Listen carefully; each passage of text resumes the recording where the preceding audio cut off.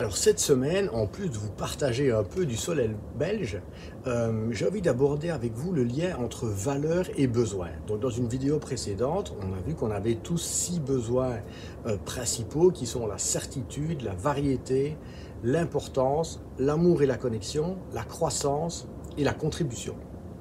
Et donc, en fait, ces besoins-là, on doit les combler de toute façon. On peut utiliser des moyens qui vont être sains ou moins sains pour nous.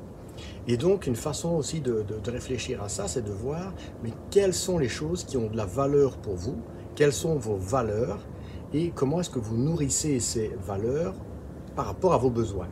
Donc, par exemple, si pour vous, la notion d'équité, de justice est importante, ben, c'est de dire comment est-ce que vous l'appliquez dans vos relations. Est-ce que vous êtes entouré de personnes avec qui, justement, ces échanges vous semblent équitables ou avez-vous plutôt l'impression qu'on profite de vous? Si c'est le cas, forcément, vous n'allez pas vous sentir très bien. Donc, ça peut être une façon de voir les relations sous un autre angle et peut-être d'adapter qui vous fréquentez. De la même manière, si vous vous trouvez dans un environnement professionnel où l'équité n'est pas vraiment là, notamment lors de l'évaluation, ben ça va vous rendre anxieux, stressé, donc votre besoin de certitude ne sera pas rencontré non plus. Peut-être que parmi vos valeurs, vous allez trouver l'esthétique. Et donc, de nouveau, dans quelle mesure est-ce que vous vous sentez rassuré par rapport à l'esthétique? Est-ce que c'est peut-être en choisissant des habits de marque ou peut-être voilà, en fonction des types de voitures que vous choisissez ou comment vous décorez votre intérieur?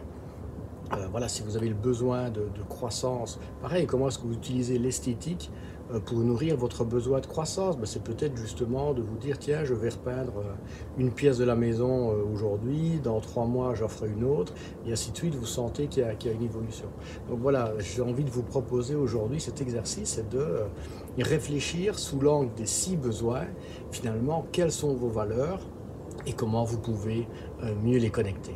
Alors, je vous retrouve dans cette vidéo pour continuer à discuter des besoins. Donc, on a vu que nous avions tous 6 besoins humains: la certitude, la variété, l'importance, l'amour et la connexion, la croissance et la contribution. Et on a vu que pour nourrir ces différents besoins, on pouvait utiliser des véhicules différents. Donc, pour certains, ça peut être le fait d'amener de la valeur autour de soi, ça peut être voilà, au niveau travail, au niveau professionnel, au niveau familial, etc. Maintenant, un autre niveau de subtilité par rapport à ça, quelles sont les règles que nous utilisons pour considérer que le besoin est satisfait. Donc, imaginez quelqu'un, par exemple, qui, pour nourrir son besoin d'importance personnelle, a besoin justement d'avoir un corps athlétique. Et donc, qu'est-ce qu'un corps athlétique? Donc, pour certaines personnes, ça va peut-être être d'avoir un certain pourcentage de masse musculaire et, disons, par exemple, 15% de masse grasse. Pour quelqu'un d'autre, ce sera peut-être d'avoir 5% de masse grasse. Et donc, à partir du moment où la règle est plus stricte, ça veut dire aussi que ça va être plus compliqué de rencontrer ce besoin. Là où ça va devenir intéressant, c'est au niveau relationnel, puisque finalement, si vous voulez rencontrer votre besoin d'amour et connexion, quelles sont les façons, les véhicules, les valeurs que vous allez utiliser, et puis aussi quelles sont les règles. Est-ce que par exemple, vous avez besoin que votre partenaire vous appelle 3 fois par jour, ou est-ce que une fois par semaine suffit? Et donc, en fonction de l'état dans lequel vous êtes, plus ou moins épanoui, posez-vous la question de savoir si vous n'avez pas des règles qui sont potentiellement trop strictes et qui ne vous servent pas aujourd'hui. Alors aujourd'hui, dans le cas de la discussion sur la maîtrise de soi et finalement le continuum entre les besoins, les valeurs, les règles que l'on met en place pour les satisfaire, il y a aussi l'aspect des croyances. Donc finalement, c'est ce qu'on croit être vrai et qui peut-être ne l'est pas, ou en tout cas ne l'est pas nécessairement dans toutes les circonstances. Et là, forcément, certaines croyances peuvent réellement vous limiter.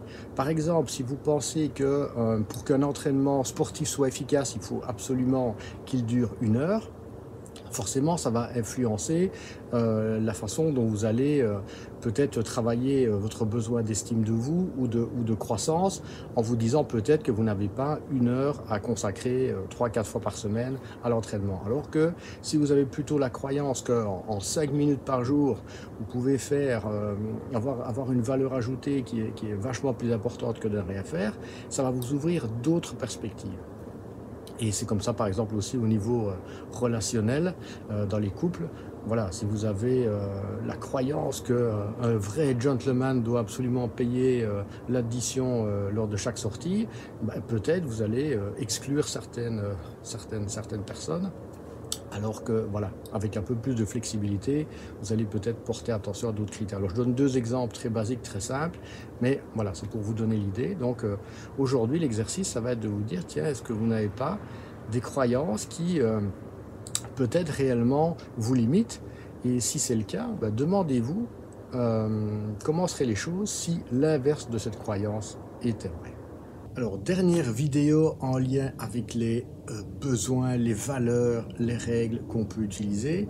Aujourd'hui, j'ai envie de parler aussi des expériences passées que l'on a eues qui vont forcément influencer les croyances qu'on peut avoir, peut-être les idées ou les façons que l'on a de satisfaire nos besoins de manière plus ou moins saine.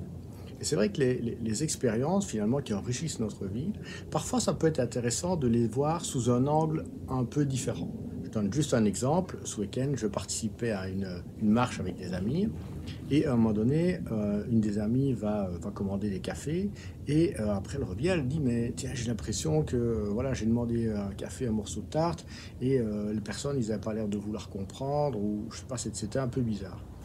Et à ce moment-là, je me rappelle, je prends conscience que j'ai vu une personne qui avait l'air d'avoir un petit retard mental. Et je lui dis, mais tiens, est-ce que c'était peut-être pas quelqu'un qui avait, voilà, qui était un peu en retard, si je puis dire. Et donc elle dit, ah oui, tiens, ça pourrait être ça. Alors au final, on ne sait pas quelle était l'option, mais c'était pour donner un exemple de dire que parfois, on peut voir la situation sous un angle différent.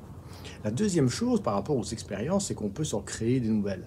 Et donc, il y a des façons très simples, comme le fait de lire un livre, regarder un film ou voir une série télé, ou rencontrer de nouvelles personnes qui vont nous faire voilà, découvrir peut-être leur milieu professionnel ou leur milieu social ou différentes expériences de vie.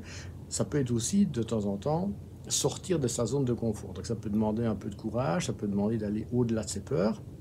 Mais finalement, c'est comme ça aussi qu'on va pouvoir créer de nouvelles expériences, potentiellement aussi gagner en confiance en soi, parce que la confiance en soi, je pense que j'en ai parlé dans une autre vidéo, c'est un peu comme un mur qu'on construit en mettant des briques, de temps en temps en enlevant, etc. Et donc l'idée, c'est évidemment que le mur, au cours du temps, progresse et devienne le plus important possible. Mais donc voilà, se créer de nouvelles expériences, ça peut être vraiment utile pour ça. Et donc voilà, aujourd'hui, petit exercice, réfléchissez à différentes façons, plus ou moins faciles, plus ou moins agréables, de vous créer de nouvelles expériences.